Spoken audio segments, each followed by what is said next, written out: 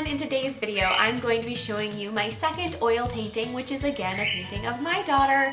If you are curious to see how the first one went and see some of the differences that I did between number 1 and number 2, I can put a link to that one in the description box below.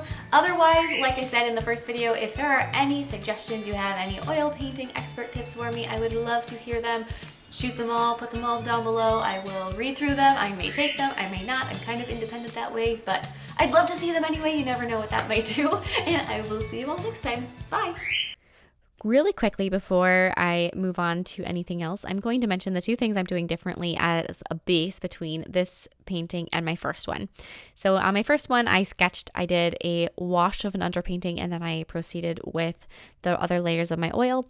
This painting, I did my sketch and then I sprayed a fixative on it. I did some research on my fixative to make sure that it was safe to do underneath the oil paint, and it was fine.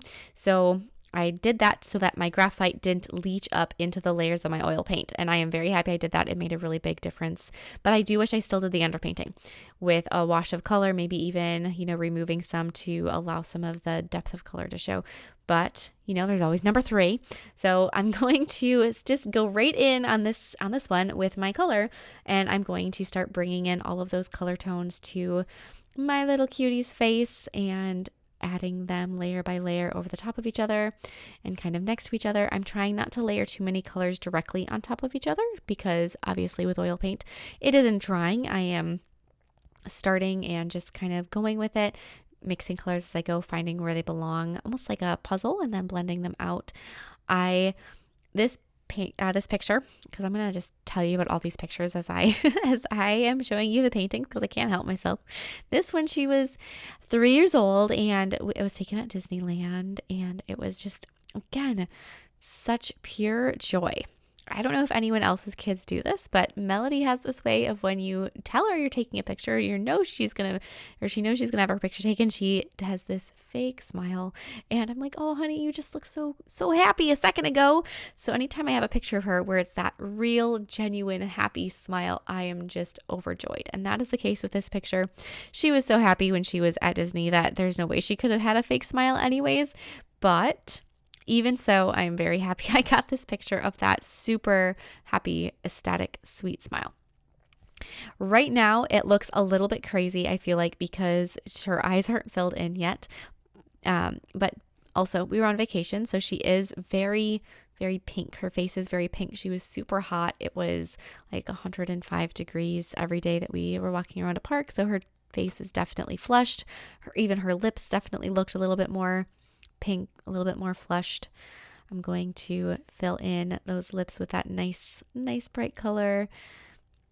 I am going to take a little bit more time on this particular painting. I added a lot more color variances within her skin tone when they were required just with the particular painting that this is, but I also wanted to give myself a little bit more time to really explore all of the different color options that I could and figure out, just the different placements and everything. Go ahead and paint her ear. I'm going to add her eyes, paint in her eyes. I usually leave eyes for the very end when I'm doing a painting, but this particular one, I felt like before I proceeded for the area around her eyes, just with the way that the oil kind of like wanted to layer up, I wanted to do her eyes first. I usually like to save the eyes just because it's my favorite part of a painting to work on. I love to paint in the eyes, but for this one, I'm going to make sure I get those in there at her eyebrows, eyelashes, all of those fun little details that really take a painting from kind of looking like it's missing something to coming alive. As I am working on this, as I mentioned, this has all currently been completed on a single evening. I am using thicker oil paint, layering it on top of the thinner oil paint, like for the eyebrow hairs and the eyelashes, to get the different colors to go on top of each other. I'm going to use a mix of greens in the background for kind of a faded out plant look. And now for her hair, I have let this oil paint dry for a day. So this is dried about 24 hours. It's still tacky. It's still not super duper dry. It's sort of in the, a little easier to paint on top of it, but still not really dry. And I'm going to fill in her hair. As I mentioned in the first video, I am going to be doing different hairstyles in these paintings as well as, I'm picking the moments in life that I definitely want to capture, but I'm also trying to kind of stretch the different areas that I want to explore within just doing these portraits of her. So I'm going to give her braids this time instead of the bun of the first design. Also have a lot more little curls coming over her forehead in this image than the last one. I'm going to make sure that I highlight this very well. I love any kind of painting that has some very beautiful dramatic highlights in one area where the light point is really kind of vivid in a certain side. So we've got that going for us, which was there in the original picture, but I really love that. I'm going to take some of the shading down onto her forehead for the shadow that would be from where her bangs are, and then to fill in the dress that she's wearing, I'm just going to add the color and the red color. Keep it simple.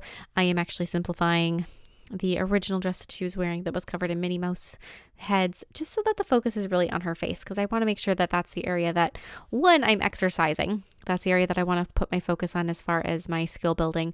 But also, when you're looking at the paintings, I want to make sure that her face is the part that really is important to be noticing and that the dress isn't distracting.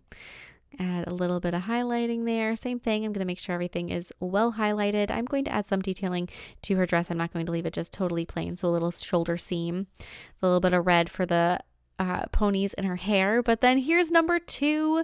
I have so much fun working on these. I really can't recommend it enough that if you've never done something, just try it, and not just try it once, but make yourself do it over and over again and take note of the differences between each time you try it, and the amount you'll learn in just a short period of time is incredible. So this is your sign. Try something new, and I will see you all next time. Bye.